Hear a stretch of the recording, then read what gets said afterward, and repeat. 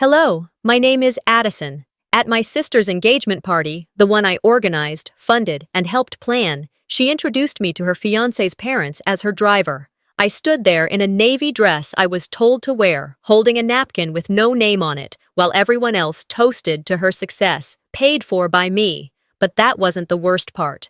The worst part was realizing I had been erased, quietly, deliberately, for years. What do you do when the people closest to you rewrite the story and leave you out of every chapter? Would you walk away? Or would you rewrite the ending yourself? They asked me to come early, not because I was family, but because I knew how to make things work smoothly, as Isolde put it in her text the night before. I arrived at Middleton Place 2 hours before the guests. I helped the florist shift heavy buckets of calla lilies into the shaded corners of the reception tent. I checked off vendor names on a clipboard. The wedding planner, paid with a deposit from my account, smiled at me like I was one of the staff. I smiled back. I always smiled. I've never needed to be in the spotlight. As the youngest, I learned early how to be useful, not noticed. It was easier to be the quiet fixer, the one who drove, who fetched, who paid, who didn't make a scene. That was the unwritten role I inherited in our family, the designated background character. For 35 years, I wore it like a second skin. As I straightened table cards on the sweetheart table, a woman in black slacks and a headset walked by with a tray of name badges. "Your staff, right?" she asked without looking up, handing me a plastic sleeve. I glanced down. Event support. No name, no role, just that. I opened my mouth to clarify, but something in her tone made me nod instead. It was probably a mix-up. Probably. The sun was still high, filtering through the hanging Spanish moss. By 5 o'clock, the guests began to arrive. Laughter, high heels on stone, clinking glasses. Verena, my mother, floated in wearing pastel silk and a smile like she'd earned all of this. She barely glanced my way. Isolde emerged like a queen, draped in ivory, one hand delicately resting on Colden's arm. He looked proud. She looked polished. I stood off to the side, out of frame. Then it happened. Colden's parents approached, a regal-looking couple, all pearls and practiced smiles. Isolde turned toward me. Her hand brushed my shoulder lightly, fingers barely grazing the fabric of my jacket. "Oh, she's just my driver," she said with a soft laugh. "I always bring someone along to help with logistics." Silence. Then a tight chuckle from Colden's mother. "Well, how efficient of you." I didn't move. I couldn't. The blood drained from my face, but my expression didn't falter. I'd been preparing for moments like this my entire life, just not quite like this. "Driver." I opened my mouth, then closed it again. I felt my pulse in my ears, in my fingertips. I looked to my mother, who stood just 5 feet away. She sipped champagne and said nothing. The rest of the evening blurred. People smiled politely, handed me empty glasses. One man nodded, then asked where the valet station was. I kept smiling. Every time I tried to catch my breath, the word came back. Driver. The irony, I had paid for the car rental. By the time dinner service began, I was seating guests at tables I'd coordinated, menus I'd formatted, flower centerpieces I'd approved, the ones I'd paid for, and no one noticed.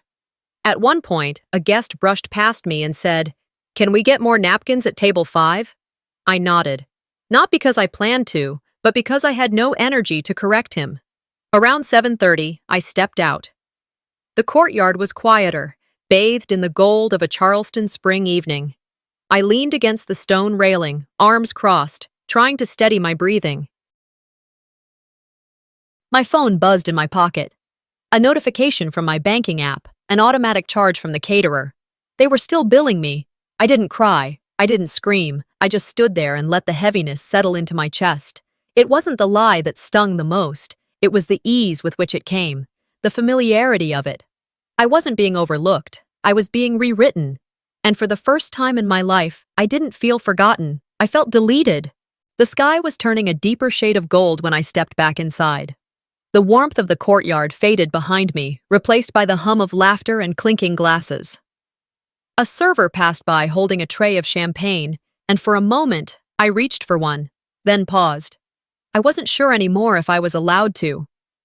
Something as simple as a drink felt like a boundary I might have overstepped. I moved slowly, trying to make myself invisible, which, ironically, seemed to be what everyone wanted anyway.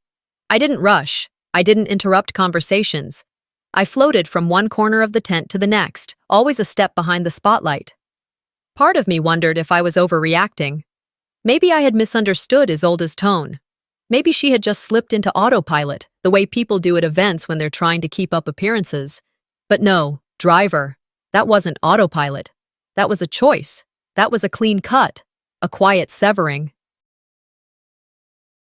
As I hovered near the edge of the dessert table, a gentle tug at my elbow brought me back to the present. My mother, Verena, wearing pearls and a smile too tight to be real, leaned in with that hushed voice she always used when pretending to show affection. "I need to speak with you for a second, sweetheart." She led me away from the main crowd, toward a side hallway where guests wouldn't overhear. Once we were alone, she pulled a small cream envelope from her clutch and handed it to me with a discreet glance around. "Here," she whispered, pressing it into my hand. "Just something for gas. Don't make a fuss. It's a family event, not a job." I stared at the envelope without opening it. My hands were calm, but my stomach twisted. Gas money. I waited until she walked away before slipping it open. $25. That was the price of my silence. That was the cost of showing up, staying quiet, wearing the right outfit, and never asking to be seen. I didn't put it in my pocket. I folded it neatly, carefully, like I was handling something sacred, and tucked it into my purse, not because I needed the money, but because I needed the proof. Proof that even my mother saw me not as a daughter, but as a function. As I moved back toward the main tent, the memory of 2 nights earlier came to me unbidden. Me standing in front of my bedroom mirror, holding up 3 dresses and texting Mom photos of each. "No red," she'd said. "Nothing floral. And please, no sleeveless. It's Isolda's day. You don't want to draw attention." I'd ended up wearing a navy blue dress with long sleeves and no pattern. It was plain, safe, silent. She'd told me I looked appropriate. At the time, I thought that was her version of a compliment. But now, walking through a room filled with color and sparkle, with women in gold sequins and men in designer suits, I realized what she really meant. Disappear. I was doing exactly what they trained me to do.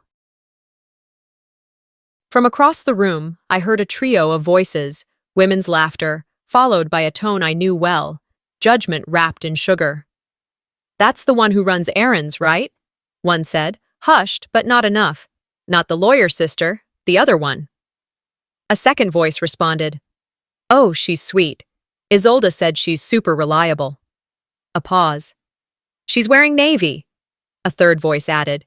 "That's brave." I didn't confront them. I didn't break stride. I kept walking, my chin slightly higher than it had been a minute ago. Let them whisper. I'd stopped trying to be palatable years ago. It just took this night to realize I never stopped being obedient. Back near the bar, I accepted a glass of water from a server and sat at a table on the far edge of the dance floor. I didn't want to talk. I just needed a moment to breathe. I pulled the envelope from my purse and laid it flat on the table. The number stared back at me like a punchline. $25. That was it. That was what I was worth to my own mother.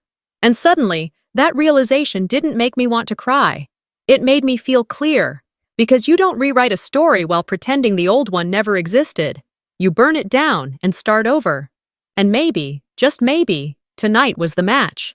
I didn't move for a while. The envelope was still folded neatly inside my purse, nestled between a spare lipstick and the receipt for the bouquet I'd had sent to the venue the day before. Isolda had signed the card. She always signed the card. As the music swelled and guests made their way toward the lounge area, I gathered my things and slowly re-entered the tent. The light had shifted. A pale hue now wrapped the tables, like dusk was creeping through the satin lining of the reception. I picked up a dessert plate, not because I wanted anything on it, but because walking around empty-handed made me feel exposed. Carrying something gave the illusion of belonging.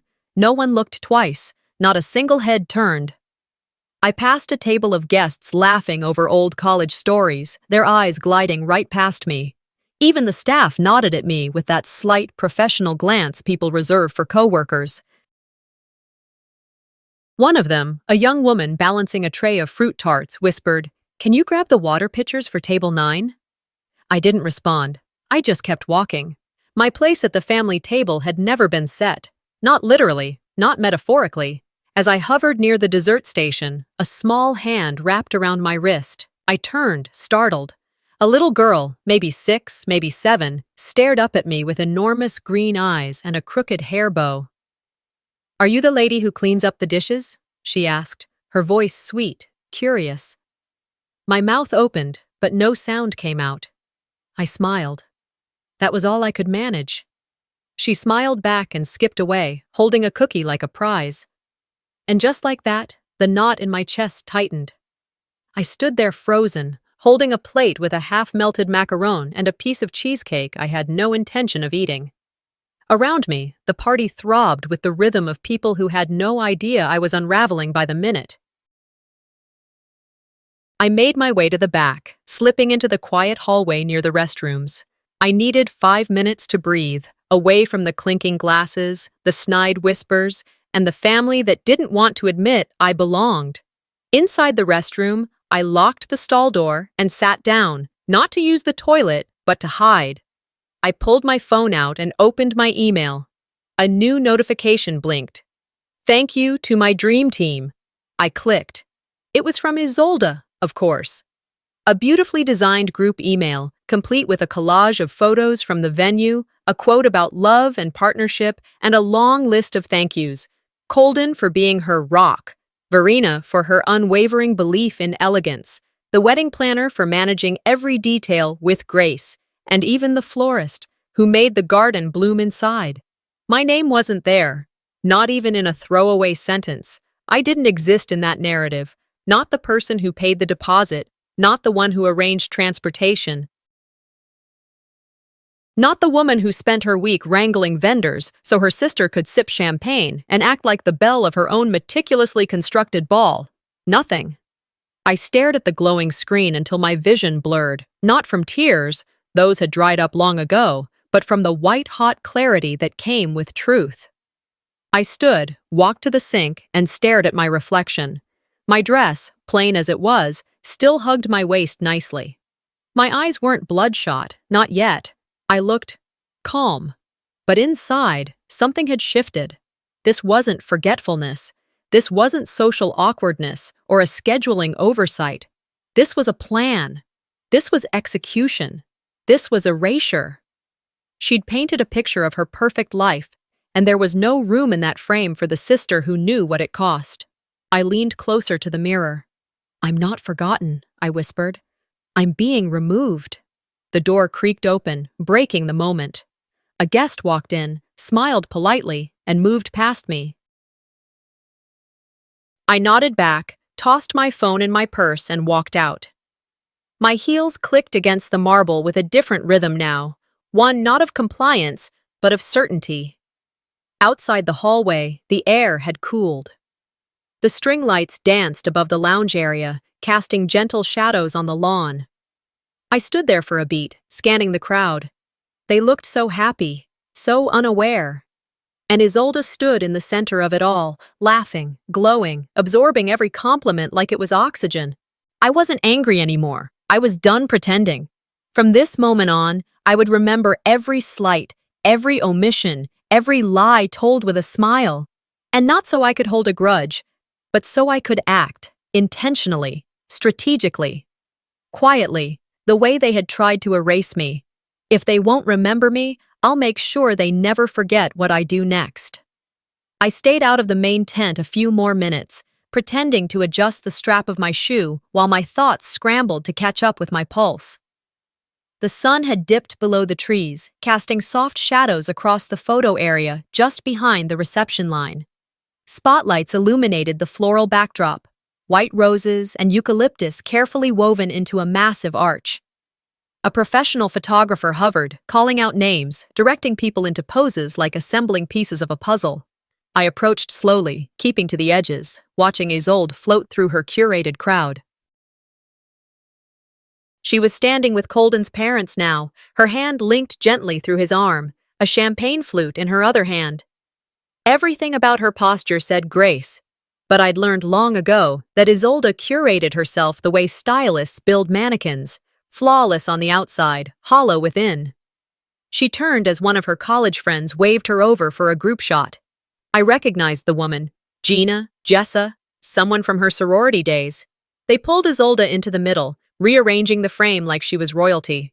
The friend leaned in, tucking her hair behind one ear, and said with a laugh loud enough to reach several feet, "Wait, I thought Isolde was an only child." My body stiffened. I wasn't 10 feet away. Isolde smiled, too quickly. "Oh, it's just easier to explain things that way," she said, brushing it off like someone might brush lint off a sleeve. She didn't even look in my direction. That moment didn't just hurt, it clarified. It wasn't just that she'd lied.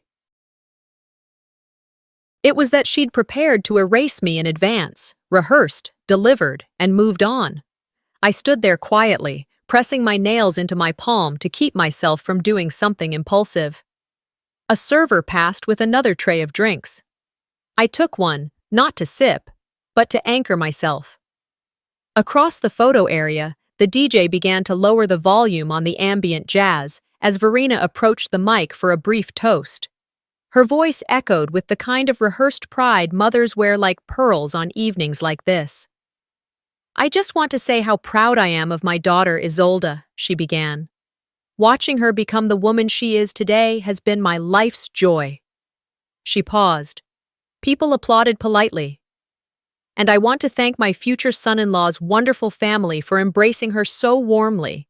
You've made her feel seen, valued, part of something beautiful." Then Isolde took the mic. Her voice was smoother, polished. "There are so many people to thank tonight," she said, her smile wide, gaze sweeping. "My mother, of course, who taught me how to host with elegance. Colden, who stood by me through the chaos of planning. And finally, the woman who gifted me this perfect dress, my future mother-in-law." The room applauded again. I didn't. I stared at the dress, the ivory silk, the subtle shimmer under the lights. It was the same one I had ordered online after Isolde sent me 6 screenshots in the middle of a workday with a single message, "Whichever's fastest to ship." I paid for expedited delivery, never got a "thanks," and now the credit was being gifted to someone who hadn't even seen the invoice. My fingers tightened around the glass. I stepped back, too fast. A server nearly collided with me. I mumbled an apology and slipped out toward the side corridor that led to the staging room. My body felt tight, like a rubber band pulled to its limit. Every breath I took barely made it past my throat. This wasn't disappointment anymore. This was humiliation served in courses, public, deliberate, rehearsed. I leaned against a wall near the emergency exit, trying to center myself. A couple guests passed, nodding politely. They had no idea who I was, and that was the point. My own sister didn't want them to know. I pulled my phone from my clutch and opened the receipts folder. Scroll after scroll. Catering deposits, florals, transportation, the dress, the photographer's down payment. She hadn't spent $1, not one, but she was standing there accepting applause like she'd built this entire night with her bare hands. I created a new note. Line by line, I began typing. Dress, $1,295. Florist deposit, $600. Shuttle service, $400. Photography, $1,100. Miscellaneous, menus, printables, signage, $280. I wasn't doing this for reimbursement. I was doing it because if this was the game she wanted to play, I would show her what forgetting really looks like. The chill had crept into the air by the time I found myself alone in the courtyard. The noise from inside had dulled to a background hum, like an echo through closed doors. String lights twinkled above me, their warm glow doing nothing to melt the cold, tight knot building in my chest. I stood there, turning the stem of a half-full wine glass in my fingers, going over every word of that toast, that lie, the smirks, the glances, the absence of my name, again. I was taking a breath, trying to collect myself, when a man in a gray suit approached me. I didn't recognize him, but his easy confidence suggested he knew his way around events like these. "Hey," he said, holding out his empty glass. "Mind grabbing me another red?" I blinked. It took me a second to realize what he was asking, or rather, assuming. He thought I worked here. I looked down at my plain dress. I'd chosen it because my mother told me to wear something understated. Professional, not too statement. That's the word she'd used. The man misread my pause as compliance. He smiled and added, "Thanks, appreciate it." I didn't answer. I didn't smile. I just handed the glass back to him and turned away. That was all it took. One more confirmation, one more erasure. I stood in that courtyard long enough to let the humiliation settle and calcify. I wasn't numb. I was sharpening. Then the call came. "Family photo!" The words rang out through the open doors of the tent. A photographer with a clipboard began gathering people near the floral arch. I moved forward automatically, like I had every right to be in that frame. As I approached, the photographer glanced at me and said, "Just immediate family, please." I blinked. Immediate family. Isolde was there already, posing perfectly in the center. Verena stood next to her, adjusting the clasp on her necklace, smiling as if nothing in the world had ever gone wrong. I looked at my mother first. Her eyes darted away. Then I looked at Isolde. She didn't speak, just gave a small nod. That was it. No apology, no correction, no gesture of inclusion. I stepped back without a word. I didn't need to be asked twice. The camera flashed, and with it, something in me clicked. A shift, subtle but permanent. I walked back toward the tent entrance and found Isolde near the drink table, laughing with someone I vaguely remembered from her grad school years. I waited until the woman walked away, then stepped in. "You've made it clear I'm not family," I said, my voice low. "But you won't keep using me to make it look like you are." She turned, startled. Her smile didn't reach her eyes. "Addison," she whispered harshly, "don't make this a scene, please. Be classy." My response was instant, calm, honest. You don't get to define what classy looks like anymore. I saw the flicker in her eyes, surprise, then calculation. She opened her mouth, but I held up my hand.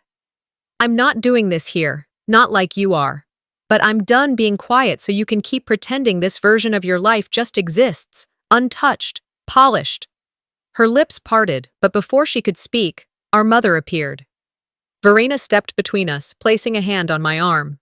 "Girls," she said through clenched teeth, "not tonight, please. We don't air this kind of laundry in front of guests." I looked at her hand, then at her face.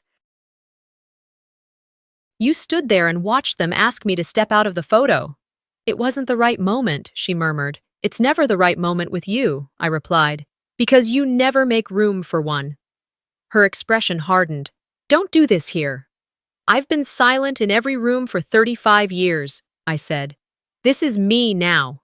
Isolde scoffed behind her. "You think you've been mistreated? You think this is some kind of oppression? You've always had a place. You just didn't like that it wasn't center stage." I turned to face her fully.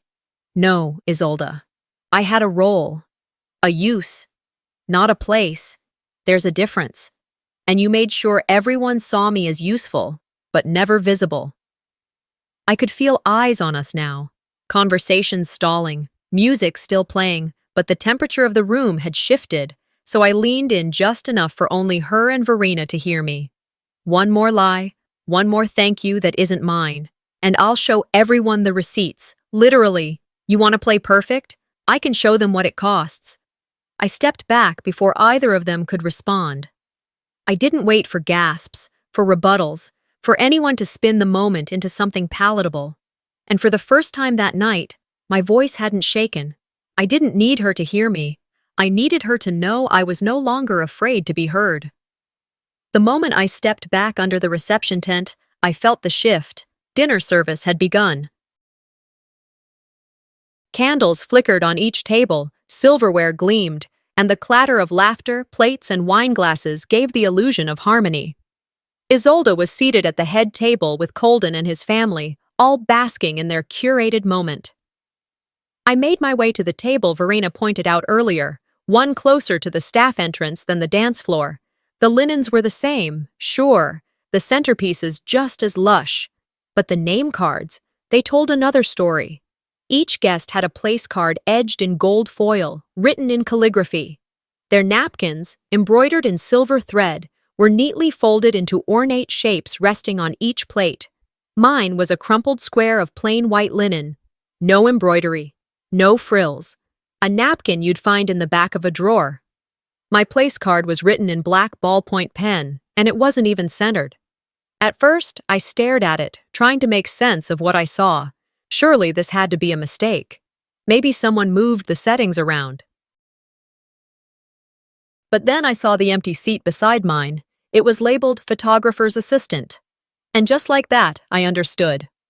I sat down, smoothing the napkin across my lap, with hands that trembled, not from fear, but from the slow-burning outrage that rises when humiliation is no longer surprising. A voice broke into my silence. Addison? I looked up. He was older than I remembered, but the face was unmistakable. Ryan Bell, from my high school journalism class. He slid into the chair next to mine, flashing that same overconfident grin that once made him the editor of the yearbook and a self-proclaimed expert on everything. I almost didn't recognize you, he said. Wow, what's it been, 15 years? Closer to 20, I replied, keeping my tone neutral. He glanced around, lowering his voice. So, what do you do now? Working for your sister full-time or just helping out for the wedding? I blinked. Excuse me? He nodded toward the tent. You're organizing stuff, right? I mean, I saw you earlier with the clipboard. Thought maybe you were in event planning now? I stared at him for a beat, long enough for him to shift in his seat. I still do creative work, I said calmly. Just not the kind people tend to brag about at parties like this. His smile faltered. Right. Yeah, well, it's good seeing you. I turned back to my plate. The salad had been served, but I had no appetite. My vision blurred, not from tears, but from fury so steady it made the world seem sharper. I pushed the fork aside and folded my hands.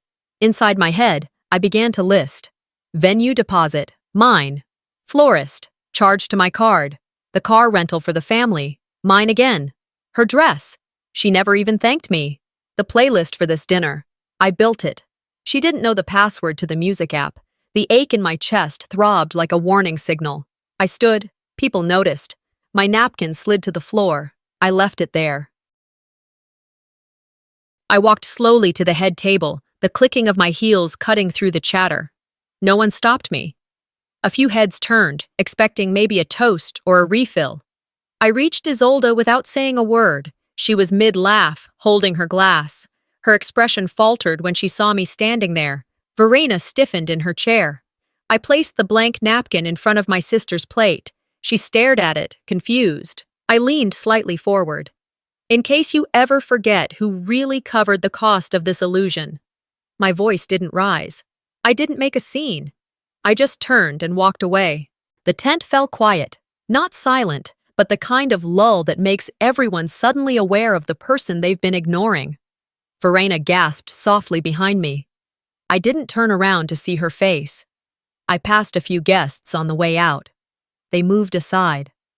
Once outside, I exhaled. The night air hit my skin like freedom. I didn't stop walking until I reached the garden wall. I rested my hands on the stone edge, steadying myself. They could call me cold. They could call me dramatic. They could call me whatever they wanted, but they would never again call me irrelevant. The air outside the tent was cooler now, laced with the scent of cut grass and burning citronella candles. I didn't walk far, just enough to collect myself. The chatter behind me resumed, a little more muted than before. A group of guests headed toward the dance floor while staff began setting up the final dessert station. I passed them without a word, my mind still spinning. I had every intention of heading to my car. I needed space, real space, not just emotional distance. but as I turned the corner toward the parking lot, I passed the side entrance of the coordinator's office, a door slightly ajar with voices spilling out. I wasn't eavesdropping, not at first, but then I heard my name. Addison Gray? No, she's not listed anywhere on the final sponsor document, the coordinator said. A second voice, one of the younger assistants, responded, We have Isolde Langston listed as the sole family representative and financial backer. That's the name on the certificate. She even got the commission processed through the referral program. My breath caught. I stood frozen outside the door, my hand instinctively resting against the wall as though it could steady what I felt unraveling inside. I stepped back and walked in slowly, no pretense left in my posture. Excuse me, I said. Can I see the file for the sponsor agreement? The two women looked startled, but didn't argue. The coordinator pulled up a digital file on her tablet and rotated it toward me. There it was. Sponsor, Isolde Langston. Family representative, same. Referred, by, Isolde Langston. Commission, issued. Yes. There was no trace of my name. Not even in fine print. Not even in a footnote. I didn't speak. I nodded once, then walked out. Back through the garden path, around the corner near the lounge, where photos from the evening were being laid out by the photographer's assistant. I hadn't paid attention before, too caught up in everything else, but now I saw it. A large canvas, propped on an easel. A family photo under the arch. Verena, Isolde, Colden, his parents. The Langston legacy, as Isolde liked to joke. I'd been in that photo. I remembered standing at the edge, shoulder brushing against Verena's. I remembered the click, the flash. And now I was gone, cropped out. The edges cleaned. The photo looked complete, polished, symmetrical, but wrong. They had erased me, not just emotionally, not just socially, visually, permanently. This wasn't family anymore. This was branding. And I wasn't part of the image she wanted to sell. I didn't go to my car. Not yet. I found her near the restroom hallway, touching up her lipstick in the mirrored wall panel. Alone for once, she spotted me in the reflection. If you're looking for drama, this isn't the moment, Addison. I'm not here to make a scene, I said. I'm here to give you something. She turned, eyebrows raised, lips still parted from whatever she was about to say. I pulled the printed copy of the sponsor document from my purse. Yes, I had it ready, because I knew the kind of woman I was dealing with. She took one glance at it, and her expression cracked. You used me, I said. You erased me, but tonight, you exposed yourself. Isolde's eyes narrowed. You're being ridiculous. No, I said, stepping closer. You signed away my name. You collected money in my place. And now, you're presenting yourself as the one who built this entire event. Even that photo. The one on the easel? I was in it. She opened her mouth again, but I cut her off. I didn't come to hear excuses. I came to make sure you remember. I know everything. The silence between us was so sharp I could feel it slice through the artificial civility we'd been clinging to all night. Behind us, footsteps approached. Verena, of course. She stopped just outside the hallway. What's going on? I turned to face her. You can love a daughter who lies to you, I said calmly, but don't ever ask me to lie to myself again. Verena didn't speak. She looked between us, her mouth caught in a line, unsure which way to bend. For the first time, I didn't care. Because it was no longer about being seen, it was about not being hidden. And that was something I would never allow again. You signed my silence away. Now I'll sign the end of this story. I didn't walk out of that hallway the same woman who walked in. When I stepped outside again, the buzz of the party had dulled to background noise, like the hum of a refrigerator you only notice when it stops. I could still hear clinking glasses and the occasional burst of laughter, but to me, it all sounded far away, like I was listening from underwater. I crossed the lawn toward my car, not to leave, but to retrieve something that had stayed tucked away since the morning. Inside the glove compartment was a small envelope sealed years ago. A letter from my father, his handwriting barely legible now from age and the humidity of Charleston's summers. It had been wedged inside an old novel I'd kept in my bedroom, and I carried it today because I had a feeling I'd need it. I opened it with shaking fingers and read, "They only see the branches. You've always been the root. That was it. No grand explanation, no list of compliments, just that sentence, scribbled on the back of a utility bill. But it was enough. I folded the note once, placed it inside my clutch, and turned toward the venue. Inside the tent, dessert had been served. The lights glowed softer now, the music had changed tempo, and people were beginning to settle into the final phase of the evening, the speeches. Toasts were scheduled for 30 minutes from now. It was the perfect window. I made my way toward the control booth, discreetly tucked behind the DJ's station, where vendor communication, payment notifications, and logistics were tracked and managed. I knew it well. I'd worked with this coordinator twice before. That's the benefit of being the helper. You learn the map everyone else ignores. The lead coordinator looked up as I approached. "Hi," I said calmly. "I need to update the billing information for this event. Authorization number 72AL9. She blinked. "I'm sorry?" I handed her a neatly folded document, an original booking contract with my signature on the first deposit. "That's my card on file. I'd like it canceled, effective immediately." She looked between the document and me, confused. "But Isolde is listed as sponsor, yes. But that was a misrepresentation. You're still running charges through my account. I'm revoking that permission." She hesitated. I leaned in slightly. "Trust me," I said softly. "She'll understand." The coordinator tapped a few keys. Then her eyes widened slightly. "All current vendor tabs are tied to this card," she said. "I know." She tapped one more time. Then the system beeped. One by one, I heard the ripple. The slideshow stuttered, the lights flickered, the background music looped awkwardly mid-song. At first, people thought it was a glitch. I heard a few chuckles. Someone clapped, like it was an intentional transition. But then the food service stalled. Waitstaff looked around for direction.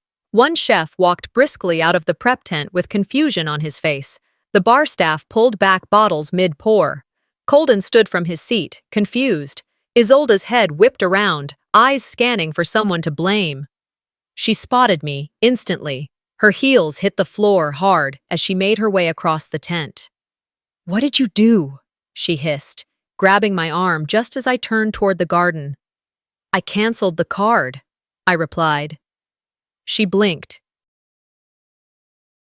What card?" "The one paying for this entire night." "You're joking." I didn't flinch. "You really think I'd joke about something like this?" "You've ruined everything." "No," I said. "I just stopped pretending I wasn't the one holding it all up." She pulled away from me like I'd burned her. Her voice dropped into that icy tone she saved for staff, for people who couldn't retaliate. "Do you know how this looks?" I looked her in the eye. Yes, like the truth finally walked in. Behind her, Verena appeared. She looked like she had seen a ghost. "Addison," she started, but I raised my hand. "I don't need you to fix this. You've been fixing the wrong thing for years." Colden had approached now. He stayed silent but took in everything. Isolde's flushed face, the frozen staff, the nervous murmurs building among guests. "What's going on?" he asked, his voice low but firm. Isolde spun to him. "Nothing. Just a mix-up with the coordinator." I spoke directly to him. "There's no mix-up. She listed herself as the sponsor of this event, but she didn't pay for any of it. She erased me, and she lied. And now she's reaping what she's owed." He looked between us, jaw tightening. But he said nothing. I stepped back, my job complete. Let her explain it. Let her dance her way out of the truth with the same charm she used to dance her way into every lie. I turned toward the garden, the crowd behind me still too stunned to speak. Each footstep felt like reclaiming inches of my own name, syllable by syllable. They won't forget me now, not because I screamed, but because I finally stopped whispering. It had been exactly 14 days since I walked out of the garden and didn't look back. 14 days since the last champagne glass clinked in that tent, the music stopped mid-note, and Isolde's illusion fractured in front of the people she tried so hard to impress. My new apartment was smaller than the one I shared with my last roommate, but it was mine. Everything inside it, shelf by shelf, mug by mug, was placed with intention. No reminders of weddings or sisters or mothers, No flowers that didn't belong. Just me, and the peace I hadn't realized I was starving for. That morning, I brewed a cup of coffee and opened the sliding window to let the air in. Charleston was always heavy with humidity, even in spring, but the breeze that swept through smelled faintly of jasmine and early morning bread from the bakery down the block. I stood at the counter, barefoot, in silence, letting it settle around me like a balm. That's when I saw the email. No subject line, just, "From Isolde Langston." I stared at it for a while, long enough for my coffee to go lukewarm. Finally, I clicked. It was long. Much longer than any message she'd ever written me before. I recognized her tone. Formal, almost rehearsed. The kind of wording you use when you're trying not to sound like you're begging, but you know you're on your knees. "I panicked," she wrote. "I needed everything to look perfect. I didn't think you'd mind. You've always handled things better than I have. I thought you'd understand." Understand. That word hit harder than all the rest. Because I did understand. I understood perfectly. She never wanted a sister. She wanted a mirror. And something to reflect well on her, but only from a distance. Something that made her look composed, successful, self-made. My presence in her life had never been about us. It had always been about her image. I didn't respond. I closed the laptop and let the screen fade to black. I didn't owe her an answer. That afternoon, I walked to the community library a few blocks from my place. Thalia was already there, surrounded by stacks of children's books, arranging a reading nook for the school's weekend program. She looked up when she saw me, smiled, and waved me over without a word. We worked in tandem, no explanations necessary. She handed me paperbacks. I sorted them by theme. The quiet between us felt earned. "I heard about the cancellation," she said gently after a while. "A friend of mine was there. Said it was poetic." I gave a soft laugh. "Poetic is generous." Talia smiled. "It was brave." We kept working. Later, over paper cups of tea in the staff kitchen, she asked, "Do you feel better?" I thought for a moment. "I don't feel triumphant, but I feel real. That matters more." She nodded. "She didn't break you." "No," I said. "She just showed me where the cracks already were." That evening, back at the apartment, someone knocked on my door. I wasn't expecting anyone. For a second, I thought maybe it was Isolde in person. But when I opened it, it was Verena. She looked smaller than I remembered, not physically, but like the weight of appearances had finally settled on her shoulders. She didn't ask to come in. She just stood there, holding a small envelope in one hand. "I won't stay," she said quickly. "I just wanted to give you this." Inside was a photograph. Me and my father. I was maybe 6, sitting on his lap in our old backyard. He had one hand resting on my head, the other around my waist.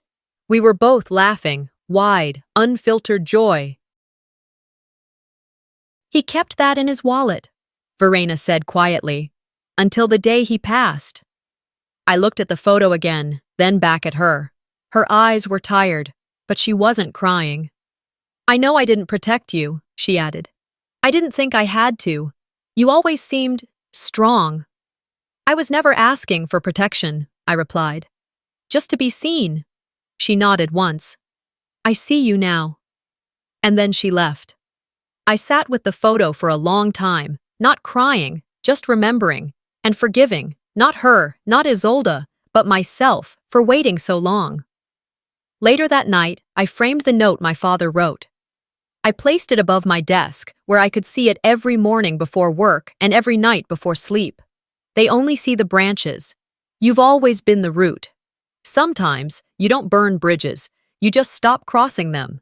And when they ask why you're not there anymore, they'll find the answer in the silence you left behind. I wasn't the loudest branch, but I was always the root. Sometimes, the people who should lift us up are the ones who quietly hold us down. And when we finally stand, they call it rebellion, not survival.